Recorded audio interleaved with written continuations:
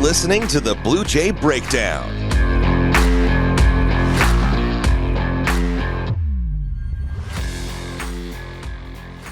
Hey everyone, we're back for another episode of Bluejay Breakdown, breaking down Creighton women and men's basketball. Jacob Padilla, I'm Mike Sautter. Anna Bellinghausen, the normal host, is not here because she had flights rescheduled and whatnot. So that's why you're stuck with me this week.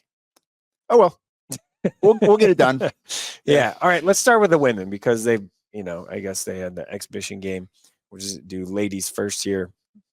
Kiana Lockett started over Jamie Hurrdat in the exhibition game. That's probably the kind of most interesting thing to come out of the 92-51 win.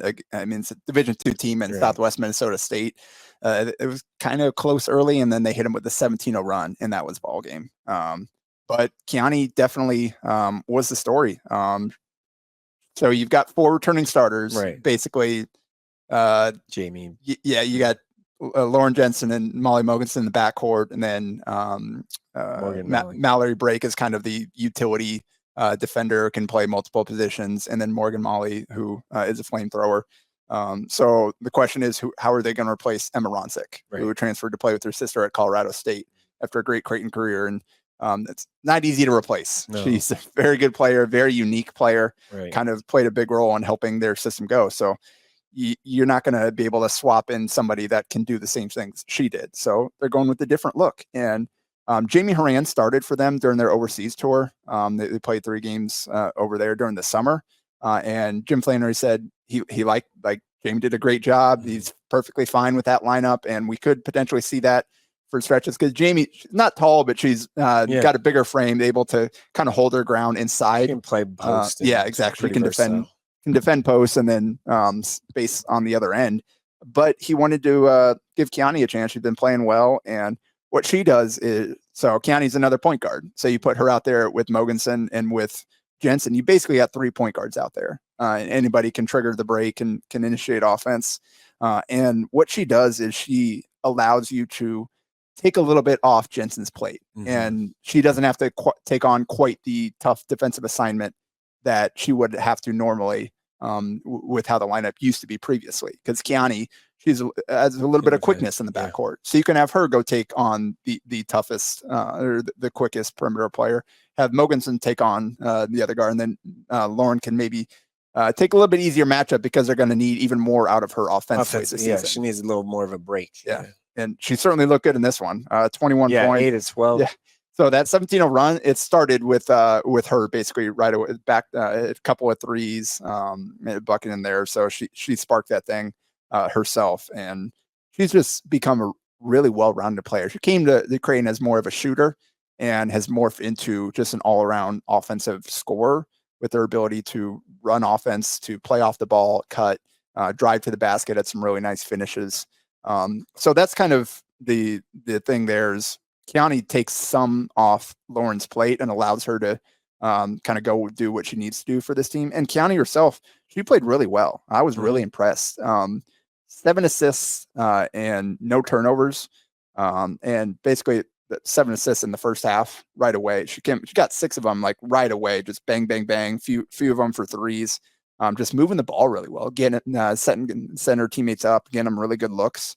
Also had 6 points, hit all 3 of her shots, layups on great cuts off the ball, playing off of the others well. 4 rebounds, 3 steals in 23 minutes. So that's for the firepower they have elsewhere with Molly and Jensen. That kind of stat line from Kiani is going to win you a lot of games. And she's a player that's been through a lot of injury issues so far in her career.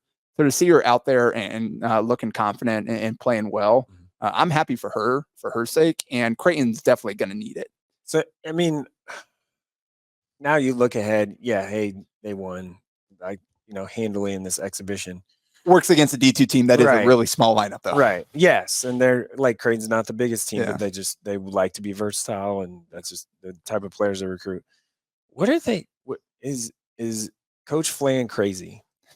Because their non-conference schedule is not easy. Yeah. Like you open at South Dakota State, who, oh, by the way, is not bad. They won 27 games last year, so Yeah. go home. And they've won the Summit League, I don't know, a lot. Yeah. Like, they've won the Summit League 2 years in a row. It's pretty good. Yeah. Like, then they got Drake, who won 27 games last year. Then you got Kansas State and Nebraska. Yeah. Kansas State on the road. Yeah, Kansas State on the road. I mean, you go to South Dakota State, then you come back on Friday, then you come back on Monday. You have Drake, who's good, and then you go to Kansas State, and then you host Nebraska. Feels like a pretty tough non-conference. And then by the way, you go to Wichita State, Syracuse, Missouri. Yeah, they're testing themselves very much so early on in the season. And that does make things a little bit more difficult for incorporating the new players. They only have 11 players on the team this season. And you've got the two Division II transfers and 2 freshmen coming in there. You're going to rely on that top 7. Yeah. So Jamie coming off the bench, she hit 3 threes, had 4 assists, played really well off the bench against Southwest Minnesota State. And Flan mentioned like this Keani starting. We may mix that up. That's not necessarily hasn't committed to that full season. And it might be a matchup thing where if you're playing a bigger team, maybe you put Jamie in there to guard somebody and Kennedy Townsend played well too. And she's going to be key this season because again, losing Ronsek, you don't replace that with one player. No. You're going to need everybody to level up their game. And Kennedy is a player capable of doing that. Had 12 points, really efficient. Off the bench in this one, went 4-7 from the field, 2 of 3 from 3, 5 rebounds, 2 assists in 18 minutes. Like you get that kind of production from her, they're going to be really good. So good to see her it's Lockett and Townsend are juniors now. And they're going to need them to be key pieces to have a chance to have another great season. And the early returns are good. They're looking like they're doing well. Beyond that, so I know Brooke Luttrell, she has gone through some personal things, so hasn't been able to maybe be there for everything. So it's making it a little bit tougher for her minutes in that game, though. Yeah, but and you can see into the flow. Yeah. And you can see like how she is going to fit into what they want to do. It's just going to take her a little bit of time. Again, making the leap from D2 to D1 is significant and difficult without any kind of off-court obstacles. So hopefully she can settle in and give them a little bit more size, 6'2", a kind of skilled player there as well. And then you've got the freshman. I know, again, Allison Heathcock has also missed some time with some injury. She's got some tools. She's going to be interesting long-term, but the obstacle, again, she's had some setbacks in the preseason, and that makes things all that more difficult on a freshman trying to play for the first time. And then Liz Gentry as well, 6'3", so more of a post, like true traditional post size player. But she's pretty raw, and she's going to take some time as well. But having her as an option there that you can throw out for a few minutes here and there against post players, I think her growth is going to be important for this team. And she had a really nice, you could tell she was nervous out the first time she caught it, drove and shot a layup into the bottom of the rim, just kind of out of control. And then the next time she got a chance, little turnaround jumper in the post, and you're like, oh, okay, that's I see it a little bit there. So it's going to take her some time, but I think that they're going to try to give her a chance depending on what the matchups are and what they need. But like you said, off the bat, core will be, it's they're especially early on in the season with no chance to kind of ease into it. They're going to need their veterans, and this is a really veteran team again. So basically everybody but those 2 freshmen are juniors or seniors. So they're going to rely on those veterans to lead the way. And they've got a pretty good core that have won a lot of games over the years here in Omaha. Are you going to just rely on that core group of 4, 5 seniors, whatever, and ride again, see what happens? So like you said, they open the season at South Dakota State on Friday. It's just a really tough. It's a tough spot, and they redid their arena up there. It'll be the new first game of the new kind of arena, remodeled arena. That's nice. Yeah, it's a tough spot. There aren't a lot of people that approach this like Jim Flanery does, but we've seen it year in and year out. They're going to UCLA too. Oh, that's easy. Yeah. Don't bring that up. I'm just saying. Yeah. All right. Moving on. Creighton men. One game exhibition against what we think might be a good team in Purdue. Yeah. I talked about it last week. I want to get your thoughts on kind of what stood out to you from because you were there as well. Well, I don't think Purdue's as good as we maybe think. And we saw they struggled a little bit in their opener before stretching it out at the end. Braden Smith is good, all that. Like the post players 15 assists last against Texas AMU. Corpus Christi. Wow. Britt Smith did. He had the 12 points. I mean, he's really good. Like he's really good. I'm not saying. I'm saying as a collective, like I don't think they're Final Four team. They've got 3 returning starters that are good players. It's everybody else that you're wondering. What are those guys going to be able to do? And Traykoff and Wren's a good player, so he's probably going to have to be the host that's going to whatever.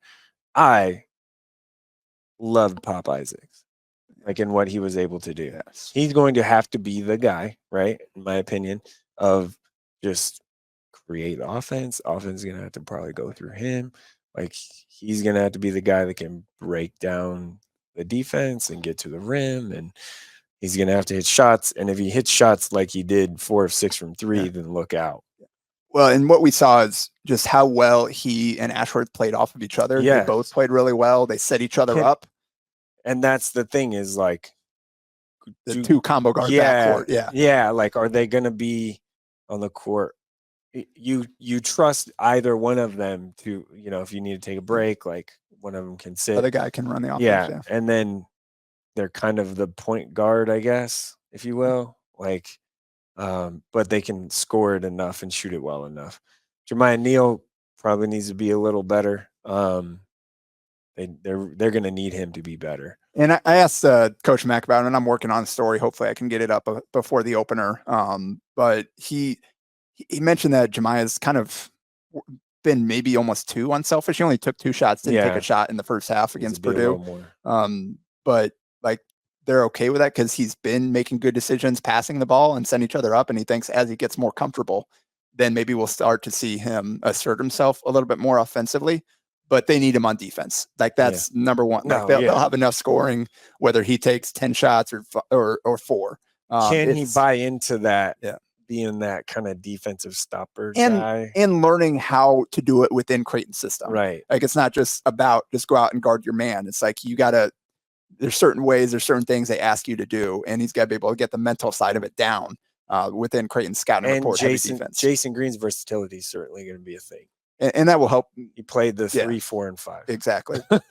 And that's kind of one of the things that like the outstanding questions. Okay, what does this rotation look like? How deep does he go? You've got some. Is Ty Davis going to play? Do you need him to play? Is he going to be Josiah Dotzler, but play maybe a tick more? Do you burn that red shirt? Not like that's a tough question. He's the one because I think at this point Jackson McAndrew has shown he's too good. Yeah, he's going to play. You got to play him, and that's where Jason Green's versatility helps. Is you can mix around with your lineups there to get him on the court. Does Ty Davis though like? If you redshirt him, do you trust Shane Thomas, Sterling Knox enough to? That's the question. And or are you going to stagger Isaacs and Ashworth like you mentioned the entire time in meaningful games? But you need them on the court. Do you feel comfortable with that? That's So that's the question is Ty Davis ready to actually help you, or would he be better served taking this year off to develop? And can you get? And then you have Mason Miller moving to the 3 a little bit, because he needs to be the 3 because they don't have other options. Yeah, they have a log jam at the 4. And no word on Fedor Zugic yet. Yeah. I think we're starting to see some other cases be ruled on, and we saw Illinois' big guy, who compares somewhat to Fedor in terms of. Is like he said, over 100 professional games over there. If Fedor is playing though, wow. So basically, what the NCAA case was that he is coming, I believe, as a sophomore. So he lost a year of eligibility, and he had to donate certain amount of money that he made to charity. And now he can play, and he played for them in the opener. So that's similar. That's probably that's the most direct comparison that I have been able to find to Zugic's situation because he's played almost 250 career games, right. professional, and that's not including any of the U19, U18 stuff. So like he's a little different than what we've seen in the past, but that is kind of the most direct. So it seems like at some point they're gonna be able to work through it, and we'll get him on the court. It's just a matter of when do they get through the paperwork and do everything they need to. And he wasn't going to play in the exhibition anyway because his ankle injury, right? Was it ankle? Yeah, ankle. He twisted his ankle. He's back though and practicing for last week. So that's good. why people did. Yeah. And even if he was ineligible, he could have played in the exhibition. But that does kind of complicate things. And right now, Mac is not, basically he's not considering Fedor at all until he gets the eligibility. He's practiced exclusively with the second unit. You can't. Haven't worked him in at all. So when he does, if and when he does become eligible, that changes that equation in terms of, all right, that's another guard. He can handle it. He can play off the ball. He gives you wing size. We're talking about Ty and Davis Shane and Sterling. Basically, Fedor will be able to eat up all those minutes. Right. Some on the wing, like. But that's something. Neil. Do you trust? If you redshirt Ty Davis, do you trust Shane Thomas in particular to fill those kind of couple of minutes, and then you save that rent until Fedor can play? Yeah, that's probably what the smart play would be. So those are all the things that McDermott and his staff are considering, and obviously the conversations with players are a huge factor as well. Like, what is Ty? What they want to do. We saw Josiah Doster last year didn't really want to redshirt. Right. We've seen that redshirting is not easy on players, but we saw with Mason Miller, like, understood, like, hey, that's what's best for me long term. And so those conversations will happen, or they're happening now, because they got to make that call, at least the initial call, before Wednesday's opener. But yeah, I think so. That's kind of the big questions moving in is, all right, how does that rotation shake up? You just saw, and we mentioned the opener against RGV, Rio Grande Valley. You just saw them play against Nebraska on Monday. What can Creighton fans expect? What kind of challenge are the Vaqueros going to present to Creighton? The challenge is they want to just get as many 3-point shots up as possible. They shot 41 of them. They were 13 of 41, and frankly, in the first half, they were 8 of 25, which was pretty good. Long shots make for long rebounds, so getting second chance points is a thing. And they outscored Nebraska in the first half. I believe it was 10-4 with second chance points. So that's going to be an issue. They just want to spray it and shoot it, and they play fast. I mean, this game could be like Creighton very much so could hit 100 points. There could be 65 3-pointers attempted, right? Like, I feel very good about the total with both teams being that. Now, on the other hand, RGV is not big and it doesn't really have a lot of size. So, but how do you guard on the other end, with size? I mean, Kalkbrenner could have a monster game. Mike, monster first half. Yeah, should. Yeah. Yeah, he definitely. Don't forget about that guy. Yeah, he should have, he could have 20 and 15 in the first half. I mean, he could. Like, they don't have any style. RVG doesn't have any size to keep up with that. So, I mean, they really don't. Yeah. But what is it kind of defensively matchup? Like, a guy like Isaac Trout is a tough matchup because, like, there's just you have to close out, and you have to close out, and you got to basically switch everything because you can't drop. You're going to have to. And that's been the ball screen. Yeah, and that's been the question for Creighton so far is their perimeter defense. They gave up 35 to Iowa State's best guard, Keyshawn Gilbert. They gave up 31 to Braden Smith. They're not going to test you in the same way that those two guys did in terms of just volume scoring guard, but you got to be able to guard on the perimeter. And Cliff Davis, number 10 for RVG. Gosh, I can't. No, you're right the first time. There was RGV. RGV. Yeah. Rio Grande Valley. Yeah. It's a lot. But he's going to get shots up.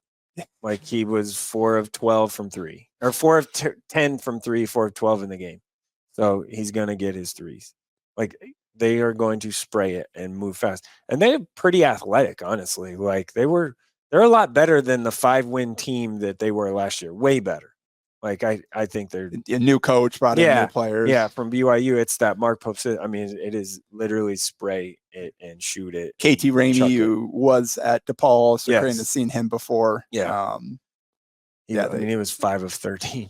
So 2 of 8 from 3. But perimeter defense is going to have to be a thing. Like they're going to have to really play well on the perimeter to get it to. I mean, they really are, and Rio Grande Valley put a scare into Nebraska. I will say that. So it was a 4-point game with like under 5 minutes left in the game. Yeah. So this good opener because it will test Creighton in an area that has been a question so far, but also they should be able to outmatch Rio Grande Valley and be able to get some young guys in and put guys in positions to test them. So it'll be fun. We'll be back next week after seeing that one, and we will talk about it next week on Bluejay Breakdown.